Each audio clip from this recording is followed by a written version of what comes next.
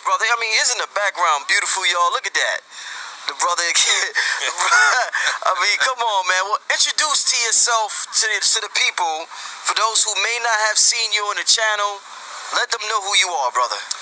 Well, greetings, family. My name is Sri Master Gano Grills, and I didn't have my master title the last time I was here, but that's a recent bestowal. I'm very happy about that.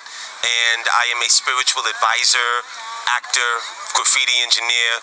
I've, walked on a few different platforms, and, we're here in Central Park. I'm just, soaking all of this in because we're like on the precipice of fall. So it's really nice to see all of these people just breathing in the elements and connecting with the grass and the trees, and, it's beautiful, man, Well, before we get into it, what enabled, tell the people, how did you get this title, Street Master? What's that about? All right.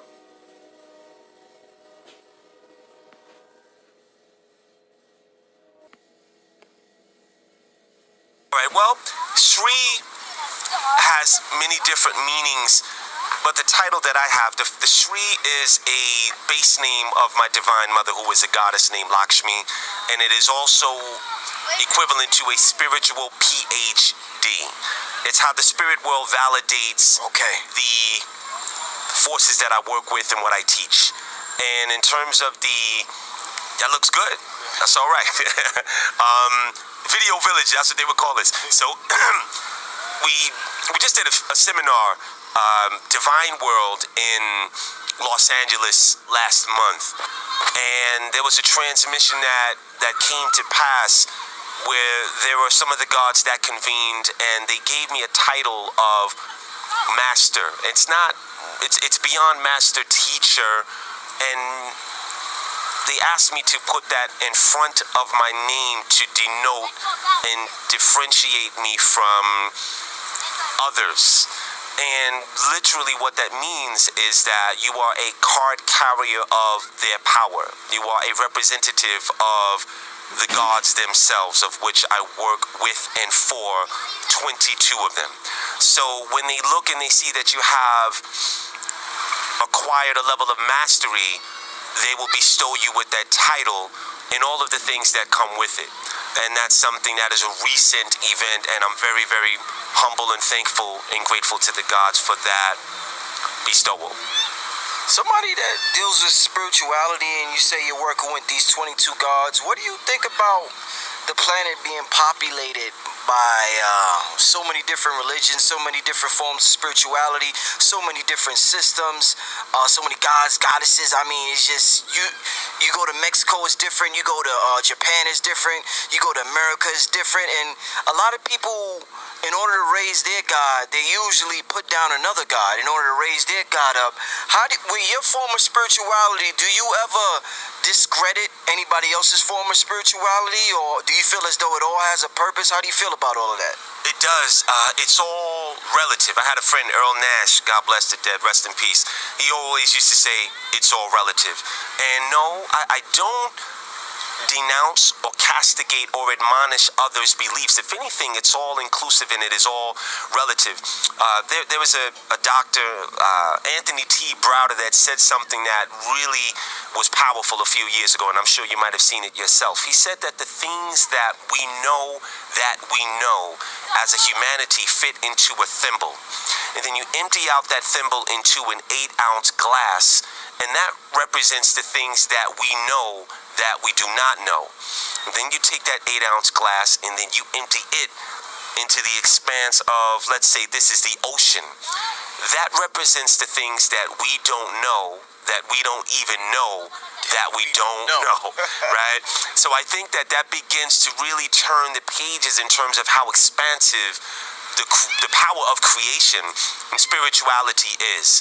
And the reality is, let's say there are about 7 to 8 billion people on the planet, but there are many, many times more exalted beings, be they gods, angelics, galactics, hierarchies, exalted beings, ascended masters. They all are not human, yet some of them have actually graduated the human form. And the knowledge that they possess is staggering. So if you look at someone like, let's just say, Einstein, whose intelligent quotient was off the Richter scale, the gods have intelligence that go into the high thousands. And one syllabus issued from them in your direction would cause a massive download of a library of information or outformation. And these are the beings that I work with and for. So, in terms of, let's get right into the spirit talk. When the people see you, they know it's going to be some spiritual talk. You know, some advanced stuff going on. They know it's not going to be just no regular mundane issues that you're dealing with. I was reading something today, Gano. It was talking about our multidimensional nature. I said, you know what? This is going to be one of the first questions I asked the brother. We've been hearing forever that this is an illusion. Right. So even the ancients called it Maya. Am I correct? The Maya? Yeah. Yes. If this is an illusion, Gano, is it safe to say, and this is a projection of your higher consciousness, your soul, your being, whatever term you want to use for it, the essence of who you are, is it safe to say you're somewhere else right now projecting what we are seeing here now? So you're multiple places at the same time. Yes. So you're somewhere, you're in another dimension. Because you know what, this is the reason why I asked that. When somebody passes away, they say, oh, they went back to heaven. But it appears that we're already in heaven. So if we're already in heaven, we never left heaven, and we're just projecting an aspect of ourselves down here, but we never really left heaven. Is that a safe way to say that? Say that part of that is true, and partially, you know, all of those things have a level of truth in it. I like to, you know, what's your name, brother? Alvin. Alvin, say hello to the camera. Hey, you. All right, what's your name, young man? Aiden. Aiden, my name is Gano. Nice to meet you. All right. Thanks for lending us your energy. That's a beautiful thing. Okay, let us finish up. So, thank you. When it comes to the axiom, or when people say that this is an illusion, you know, there is a nursery rhyme that says, merrily, merrily, merrily, merrily, life is but a dream. It's really the same as what people say this is. So the part that I haven't really heard espoused as much is that, yes, there is a part of us that is in the primordial world. By and large, it would be impossible for the voltage of that immense wattage to fit into this aperture that we call the human container or the body. So a large part of who we are is there, and then it's so powerful and amorphous that it spills over into a multi-dimensional stage, as if you took a glass, you fill it up, and it spilleth over. We are the spillover, and we would be analogous to less than a drop of the containment that's in that side of that glass. I like that. And our job really is to get back inside of that spillover. So the reason that we are 97% dormant is because we haven't grown beyond the limitation of our 3% of what we use. And so it is true. Also, there's another way to look at it. Science, if you look at NASA, they have compiled enough footage to say that this reality that we perceive with our five senses is a holographic depiction, that it actually is a series of computer programs. There's enough proof in all of your life to really prove that. If you look at how sometimes you think about someone and then they appear, or if you think about a song and you're actually humming the words to the song, and next thing you know, that song, someone is driving by with that, or you'll think about an event and someone from that event that occurred 12 years ago will show up in your life, that would have to intimate and prove the fact that if you know anything about computer science or anything about programs, the programs synthesize off of each other. And there are certain things that read. So if you do an upload of a program, it has to process within the formation of the computer. It comes from the hard drive, or it may come from software, but it has to be integrated into the overall intelligence of the computer in order for you to perceive it. The caveat is that a lot of people have not integrated from higher parts of themselves, different parts of their multidimensional complex. And lastly, the most difficult part of yourself to integrate into the consciousness, the limited consciousness of your body, would be that which comes from the primordial aspect, which is a part of you that never left God. That part of you is powerful enough to split the ocean or create a miracle for someone else. Those laws are very different from the laws that we have to live by here on earth. So the goal is to get to a point where you have downloaded enough of that resonance from your primordial self to exact change here in your world on earth. As these multi-dimensional beings, don't you think we make laws to break them, since we're ultimately the creator? Well, A law such as gravity. okay. Some may say 500,000 years ago our ancestors knew how to fly. Today we would say that's impossible because of the laws of gravity. Right. So do we make certain laws restrict our divinity just to conquer these restrictions to prove our divinity? Absolutely. And to conjunct with that, what I would say, let's say the Wright brothers back in the late 1800s, they began to experiment with flight. So they knew that there was something deeply inherent within them that was beckoning them to discover that there are ways to break the limitation that they were living in. And that's really what they did. So it's kind of oxymoronic when you look at the body. There's something inside of each and every person that will push them to break the boundaries that they're living in.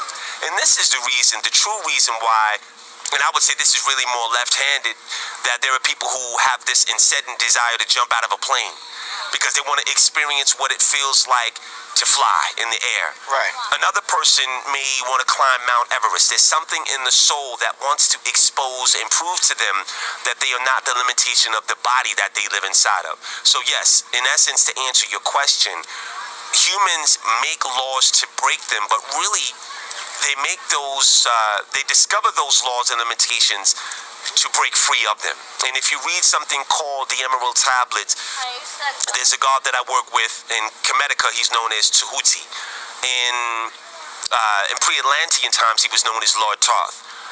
He says many times over in the Emerald Tablets, break free of your body, O man. He actually broke free of his body by discovering that he was able to astral project out of the body and then cosmically project throughout the cosmos. And he discovered advanced races. He discovered beings that could think about something and instantly materialize it. So he brought back that datum and comprised something that is known as the Emerald Tablets, which is really pre-biblical, and it has not been able to be destroyed. It's something that is alchemically configured so that the people who come across it can expand their consciousness. And when you read that, you can actually feel the layers of the onion of your mind peeling back to get to something that is more centralized in your thinking. God Body TV, man. I'm dropping jewels on my channel. Subscribe to my channel, all my star seeds, all my light beams.